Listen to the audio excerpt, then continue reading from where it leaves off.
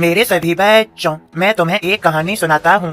एक ऐसा तांत्रिक था जिसके श्राप से कोई नहीं बचता था, जिसका नाम सुनते ही पूरा गांव डर जाता था।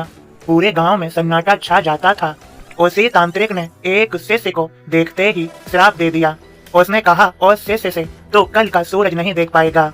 पूरा गांव इस स्तब्ध रह गया। यह साधारण शब्द नहीं थे, यह मृत्यु की सीधी घोषणा थी।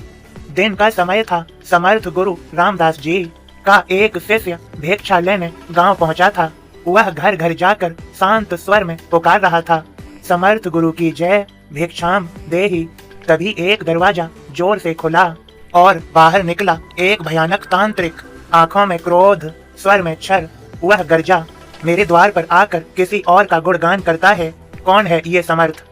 शिष्य ने बिना डरे उत्तर दिया, मेरे गुरु समर्थ रामदास जी, जो सर्व समर्थ हैं। इतना सुनते ही तांत्रिक का अहंकार भड़क उठा। वह क्रोध से कांप उठा और बोला, देखता हूँ कितना सामर्थ्य है तेरे गुरु में। और उसी क्षण उसने श्राप दे दिया, तो कल का सूरज नहीं देख पाएगा। गांव में सन्नाटा छा गया। लोग फुसफुसाने लगे, इस तांत्रिक का श्राप कभी खाली नहीं जाता।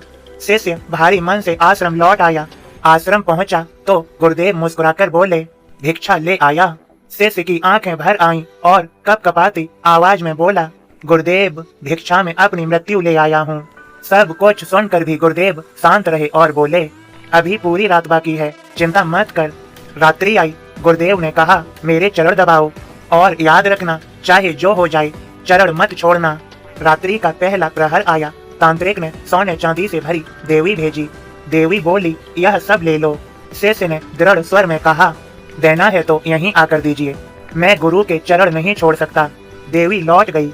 दूसरा प्रहर आया। तांत्रिक ने माँ का रूप भेजा। वह बोली, बेटा गले लग जाओ।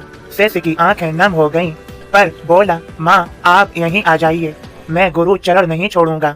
माँ का रूप भी असफल रहा। तीसरा प्रहर आया। यमदूत प्रकट हुआ और गरजकर बोला, चल तेरी मृत्यु का समय आ गया। शिष्य गरजा, काल हो या महाकाल, मैं गुरु चरण नहीं छोड़ूंगा। यमदूत भी लौट गया। सवेरा हुआ, पक्षी चहचहाए, सूरज उग आया। गुरुदेव उठे और मुस्कुराकर बोले, अरे तुम तो जीवित हो। शिष्य चरणों में गिर पड़ा और आंसू बहाते हुए बोला, जिसके सिर पर गुरु का हाथ हो उसे मृत्यु भी छू नहीं सकती। मेरे सभी बच्चों, तुमने सुन ली यह कहानी। तुम्हारा सभी का जीवन अच्छा हो, तुम सभी जीवन में सफल हो, मेरा सभी को आशीर्वाद है। खुश रहो, श्रद्धा सबूरी से मेरी शरण में रहो, बाकी मैं सब कुछ संभाल लूंगा, सब कुछ अच्छा कर दूंगा। मेरी यह कहानी शेयर अवश्य करो। खुश रहो, सबका मालिक एक।